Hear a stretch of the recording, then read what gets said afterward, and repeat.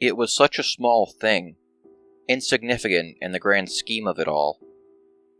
It was hardly worth any focus or attention. Enough about me, though. The bullet was small too, in a different sense, I guess. To be honest, I didn't even feel it when it tore through my chest. The first thing I noticed was the damage it had done to my book. I had been walking down the street, reading the last few pages of Dead-Eye Dick. I was just at the part about Will Fairchild's parachute, or lack thereof, when it happened. There was a loud bang, but before I could even register the sound, the pages of the book I had been reading exploded outward and spilled out onto the street. People scattered, but I was too busy reaching for the pages before the wind could steal them away. I sank to my knees and reached for the papers. For some reason, I couldn't breathe. At first, I thought it was a car backfiring, but when I looked up, I saw the gun withdrawing into the SUV that was speeding away. It wasn't until I looked down and saw the hole in my chest that I connected all the dots. I had been shot. The last thought that went through my head was, the book, how did it end? As far as last thoughts go, it was a bit lackluster. I hadn't really thought profoundly on what my last thought should have been, but I was hoping for something a little more poignant to come forward in that moment. I collapsed onto my face, and was dead within seconds. So it goes. My story should have ended there, out on the pavement with blood spilling out of me, but it didn't. You could call it unresolved issues binding me to this mortal coil, but I think it was really just interest. I wanted to see what happened next. I chose to follow the path of Leon Trotsky Trout and watch the world. I died there, but I didn't stop existing. I watched as police cordoned off the area with tape and tried to discourage rubberneckers. It didn't work. The sidewalk was soon crowded with people trying to see over the shoulders of the police that were on the scene. The police tried to get witness statements, but nobody had anything noteworthy to say. They saw a black car speeding off, and that was it. The weight of it all slammed down on me like 1,000 bricks. I was dead. I lingered there for a few hours, trying to make sense of it all, but I couldn't piece it together. How did this happen? How could this happen? I had so much I wanted to do, so much I needed to do. I had a family. I broke down only a few feet away from my body. It was then, while I was crying, that I shifted. One moment, I was lying on the street, curled up in the fetal position. The next moment, I was in my house. I don't know how much time had passed. I assumed a couple of days, judging by the house's appearance. It looked disheveled. Dust had begun to form, and the counters were cluttered. I began to look for my parents, wondering if there was some way I could communicate with them. I spent a few weeks with them. I kept hoping that they would come to some form of acceptance about my death, or at least move on. They didn't. I screamed at them, begged for them to hear me, supplicated to God for some reprieve. Nothing. I could only watch them as they attempted to cope with the loss of their only son. My dad, who was always such a quiet man, was now belligerent. The smallest thing seemed to set him off. A call during dinner, stupid plot twists on a television show, even something as small as stubbing his toe on the coffee table resulted in a violent outburst. He shouted, spat, and swore. He was so angry, at everything, at the world, at himself. There was nothing left of him except a seething mass of anger at the injustice of the world. My mom was even worse. It was as if the bullet that had torn through my chest had pierced her heart as well. She moved around the house with sunken eyes that were bloodshot, afraid to set off my dad. She tried to keep herself together around him, but it was obvious to both of them that she was nowhere near okay. She cried and spent most of her free time in my room, curled up on my bed and weeping. My room had become a shrine, with my mother being the only supplicant. Nothing in my room was touched, nothing was moved. She spent hours crying into my bedspread when she knew my dad was out.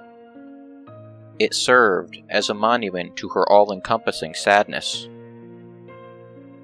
I tried so hard to make my words reach her, but they were as insubstantial as the wind. I wanted to tear apart my room, hurl my Vonnegut books against the wall, anything to ease some of my frustration, but there was nothing I could do. There was nothing I could do. There was nothing. I left them a few days later. I couldn't stand to be in that mausoleum any longer. I couldn't see my father spend another day consumed by his rage at the injustice of the world, or another night of my mother crying herself to sleep, curled up with a toy I used to play with. I couldn't bear another second with them as they spiraled into depression. Call me weak if you want, but my only option was to run. I couldn't help them, and I had no intention of seeing them self-destruct. It was then that I made up my mind about what I needed to do. I could visit my friends, but chances were good that it would only make me more depressed. I could visit the girls I had a crush on and never told, but what would be the point of that? I had to find him. I had to find the man who shot me from that black SUV and left my parents emotionally crippled. At the time, I didn't know what my intentions were, but now I think I knew what I wanted to happen all along. I wanted justice. I wanted retribution.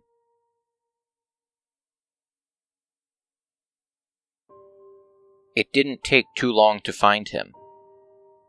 I don't know if it was some bond we shared, or just dumb luck. I mused to myself that Vonnegut must have been right when he proposed the Bokenist idea of a Karis in his book Cat's Cradle. This man and I were intrinsically linked. As soon as I saw him, I knew that I would be with him until the day he died. He looked nothing like I imagined. If anything, he was younger than I was. He looked like he wasn't a day over 16. He even had acne, for God's sake. He was thin and lived in an apartment complex with his mother. She was a single mom, so she spent most of her time at work, giving him free rein of their tiny apartment. He spent most of his time in his room listening to rap. I spent most of the day watching him in confusion. How could this teenager have killed me? For what reasons did he have to pull the trigger? I spent my first week there following him everywhere and watching him, waiting to see some form of remorse or regret for his actions. He gave no indication that my death had impacted him in any way. He hung out with his friends, who looked like a bunch of suburban teenagers playing at being gangsters. There was one interaction that has been burned into my memory. He had a friend over, and they were both in his room crowded around his window, taking turns passing a joint back and forth. With each inhalation, both erupted into a flurry of coughs, betraying their obvious attempts to mask their inexperience. When they were both sufficiently stoned, his friend started in on him about the drive-by. How did it feel to pull the trigger? Come on, f***a. a statement made awkward considering that they were both lily white. It was just a twitch of the finger, nothing more. But you could get caught. I mean, you killed... My murderer interrupted. Cops ain't gonna do shit. Just another drive-by. Just another typical Sunday. As for the punk I capped, his dumb ass was in the wrong place at the wrong time. It was all part of initiation, right? Now the others will know we're serious. That was the end of it. They tried their best to air the pot smell out of the room, but the words he spoke hung around me like a malicious miasma. His words echoed around in my brain, beating and tearing into me. I made myself a promise as I stood watching them joke and laugh. I would return the favor. I would drill my words into him like a bullet through his chest. Every night as he lay in his bed, I glided up to his sleeping form. I bent down and whispered in his ear. I whispered of the horrible fate that awaited him. I murmured my murderous machinations to him throughout the night. I intimated my intentions of what I was going to do to him once he died and entered my plane of existence. I was going to tear him apart, limb from limb, and piece by piece. I was going to turn his afterlife into hell because I couldn't impact him in this life. I whispered throughout the night to his sleeping form. Much like my previous attempts at communication, it failed. He gave no indication of having heard me, but that didn't stop me from doing it. It was a cruel compulsion. It gave me a reason to exist.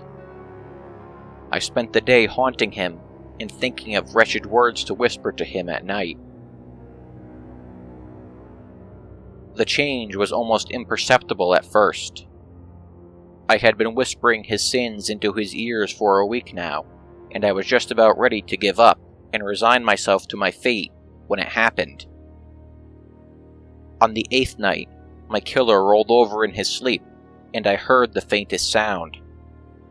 It sounded like a whimper, some pained response to my tireless labors. That one action, that small sound, caused me to redouble my efforts. Was I able to reach him somehow? I had managed to intimate a message to someone. I was ecstatic. Maybe, with time, I could learn to control this gift. I had to keep talking to him. I had to keep tormenting him. The thought never crossed my mind to return to my parents and attempt some form of reconciliation or help them move on. I was too busy with the man who had put me in this position. I think that's my greatest regret in all of this. I had an opportunity to try and help my parents move on, but instead, I chose to torment my killer. As time went on, he began to sleep more fitfully. He would toss and turn as my words echoed unheard into his ears. He began eating less and less. He would pick at his food, enough to trick his mother into believing he was eating. He began to grow thin. Still, I whispered my midnight maledictions to him. He stopped hanging out with his wannabe gangster friends. He became withdrawn and stopped speaking to people as he grew more and more morose. Still, I whispered my curses and invectives.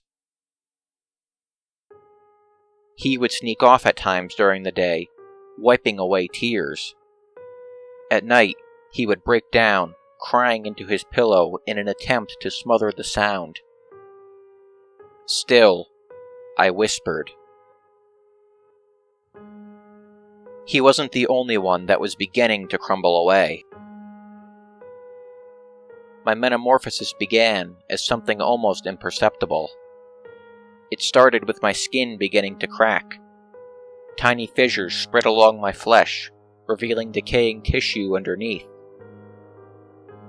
My skin turned mottled and gray. I couldn't see my entire body, but I was certain that if I could, it would be similar to that of a moldering corpse. I reasoned that it was an effect of my body decomposing.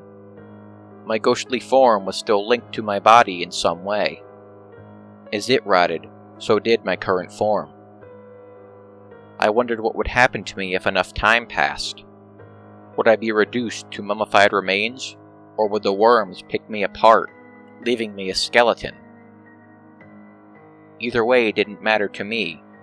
I was too busy tormenting him. I wouldn't stop. Couldn't stop.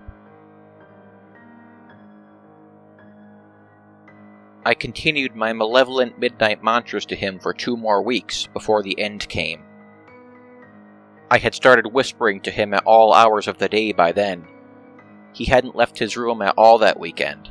He just sat in darkness as I told him of my hatred from him and how it would be better if he died. Upon uttering those words, the floodgates shattered. My words couldn't reach him, but maybe my sentiments did. He shot up from his bed as if galvanized and began tearing down posters, throwing his stuff around the room, and venting his emotions. His mom heard the commotion and began knocking on his door. He ran across the room and locked the door before she could open it. She asked him what was wrong, and that was when he began his confession. The words spilled out of him like blood from a bullet hole. He wept. I killed him. I didn't mean to. They said I had to do something to prove I wanted into the gang, that I would be willing to do anything for them. I thought if I pulled the trigger, but missed him, it would be good enough. It was an accident. I swear I didn't mean to shoot him. I didn't. Oh God, I didn't. I could almost hear the gears in her brain turning to try and connect the dots. It only took a few seconds before there was a loud thud on the other side of the door as she collapsed under the weight of his revelation, her breath stolen away from her. He began tearing apart his closet, looking for something. He found it and returned to the bed, cradling the object like it was a precious gift. The gun looked heavy in his grip, almost comically large in his small hands. He sat down and thumbed the safety off. I was surprised he could even manage that through his tears. He turned the gun back and forth in his hands, as if trying to figure something out. He must have reached a conclusion, because he took a deep breath, wiped away his tears, and spoke. "I'm sorry, Mom." A quote from Cat's Cradle reverberated through my mind upon hearing those words. "Now I will destroy the whole world." Was this what I wanted? He turned the barrel towards himself and raised it to his head. He wrapped his lips around the cold steel, and I could hear his teeth chattering and clicking against the barrel. The sound of the hammer being fanned back brought everything into a twisted and sobering light. He was going to kill himself. I should have felt happy, but all I felt was sickness in my stomach. I felt like there was something lodged in my throat, but no amount of swallowing could dislodge it. I didn't want to see this. I didn't want to know that I had caused all of this. I turned to leave, but there was something in my way. It stood in front of the door, and blocked off my retreat.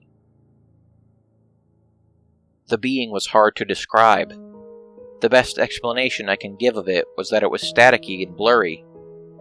I couldn't make out a definite form, but it seemed vaguely humanoid in appearance. The air around it shimmered like I was looking at hot asphalt on a desert road. I didn't have much time to examine it, as it spoke as soon as it was sure I had seen it. It's too late to turn away now. Watch what happens next, knowing that there is little to no difference between him pulling the trigger and you. I felt myself being turned towards the boy on the bed. I didn't see the entity move, but I felt it exerting its influence over me. I couldn't turn away. I watched as he struggled to breathe around the gun in his mouth. His mother's wailing drowned out his whimpering. He closed his eyes, and I knew what was coming next. I couldn't turn away. I couldn't shut my eyes. He squeezed the trigger. I stood over his body. He was pitched back over his bed. There was a small dribble of blood coming from the wound. He twitched spasmodically as the last little spark of life he had in him was extinguished. I heard his mother ramming the door in an attempt to break through and reach him. It was too late for him. He was gone. It was too late for me as well. The staticky figure approached me, and I knew that my time here was almost done.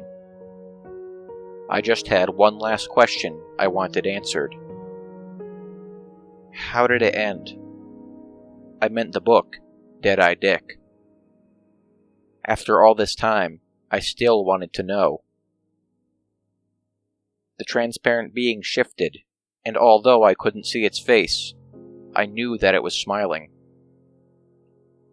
It told me how it ended, and I wept bitter tears. I told the thing that I was ready. His form shifted with what I assumed was a nod.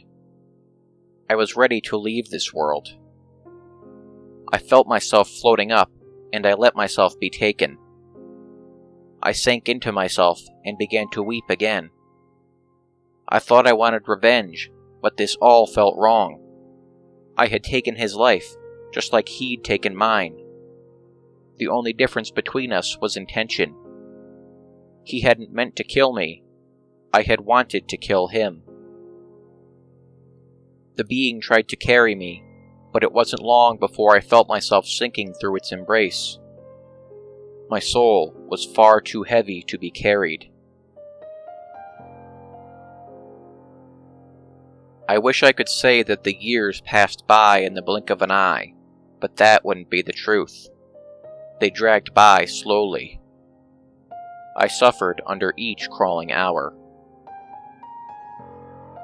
I filled the first few years watching my parents, unable to do anything as they self-destructed. I thought the news of my killer's confession would bring some form of solace to them, but it didn't. If anything, it only made matters worse. My father began drinking himself into oblivion. He would stay out at all hours of the night and wouldn't return home until he could barely walk. Sometimes he would pick a fight in the bar in an attempt to forget about what happened to me. It never worked. His last moments were actually in the alley behind a bar 4 years after my death. He picked a fight with a kid who he unjustly blamed for his shortcomings. The man laid him out in the alley with a single punch and left him there.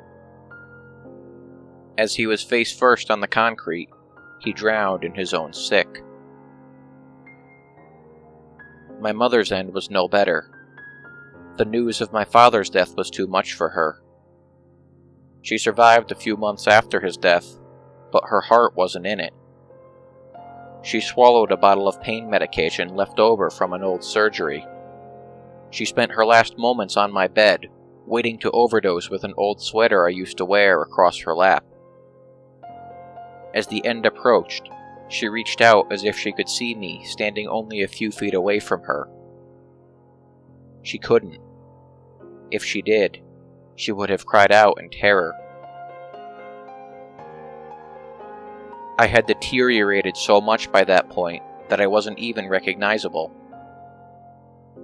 My stomach had become tumescent, and my flesh began weeping a milky substance.